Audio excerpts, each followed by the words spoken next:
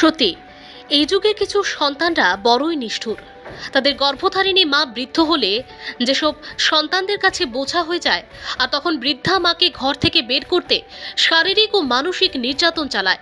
ঠিক এমনই এক ঘটনা পরিলক্ষিত হলো বৃহস্পতিবার রাতে বিশ্রামগঞ্জ থানার অন্তর্গত চরিলাম পরিমল চৌমুহনী এলাকায়।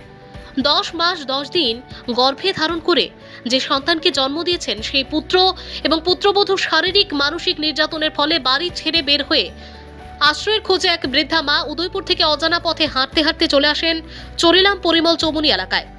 বৃহস্পতিবার রাতে বৃদ্ধা মহিলার এই অবস্থা দেখে ওই এলাকার এক ব্যবসায়ী শান্তনু ভৌমিক এই অসহায় বৃদ্ধা মহিলাকে কিছু জিজ্ঞাসা করতেই নিজের পুত্র এবং পুত্রবধূর অমানবিক নির্যাতনের কথা বলতে বলতে কান্নায় ভেঙে পড়েন।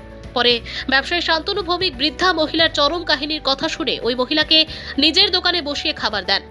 এত রাতে ওই বৃদ্ধা মহিলাকে নিয়ে কি করবেন সেই দুশ্চিন্তায় শান্তনু ভৌমিক বিশ্রামগঞ্জ থানার পুলিশকে খবর দেয়। পুলিশের সামনেও কাঁদতে কাঁদতে নিজের আদরের সন্তান লক্ষণ দাস এবং পুত্রবধূর অমানবিক নির্যাতনের কথা তুলে ধরেন। মহিলার এই চরম কাহিনীর কথা শুনে পুলিশও রীতিমতো বাকরুদ্ধ হয়ে পড়ে।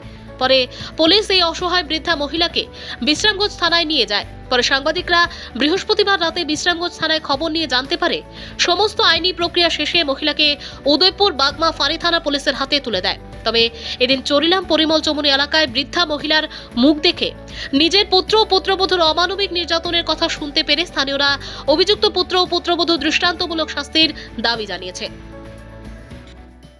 ঘটনা হয়েছে আমার একটা হোটেল আছে সে মাইলে, হোটেলের নাম হচ্ছে বাঙালি ভোজন। হঠাৎ করে একটা মহিলা, বয়স্ক মহিলা 80-র উপর হইব বয়সটা, তাই না হঠাৎ করে আইসা মাসি তুমি ইয়ে করতে আইসো বাড়ি গোকুলপুর কইতেছে।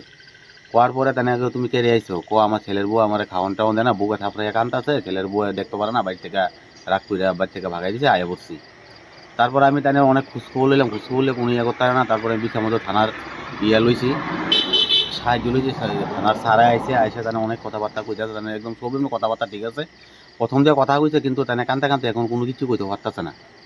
তো আমি এখন বিষয়ে আমাদের থানার সাহায্য নিয়েছি আর কি, তাদের যাতে পা। এখন রাত্রিবেলা উনি কোথায় থাকবে?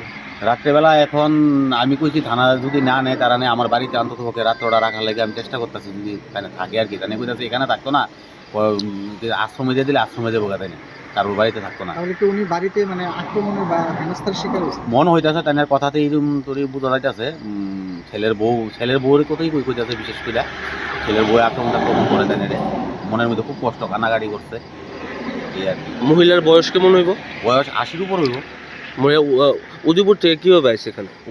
উদয়পুর থেকে তানে সকালবেলা তানে কইছে উঠান টুটান ঝাড়ুটারু দিয়েছে, ছেলের বউটা বকা বাধ্য করতে, তারপরে রাগ খুঁড়া বাইর থেকে বাইরে দিয়েছে, আয়া পড়ছে তানে হাইটে হাইটে আইছে।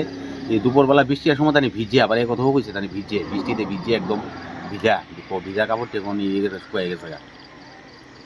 আপনার নাম? আমার নাম শান্তনু ভৌমিক।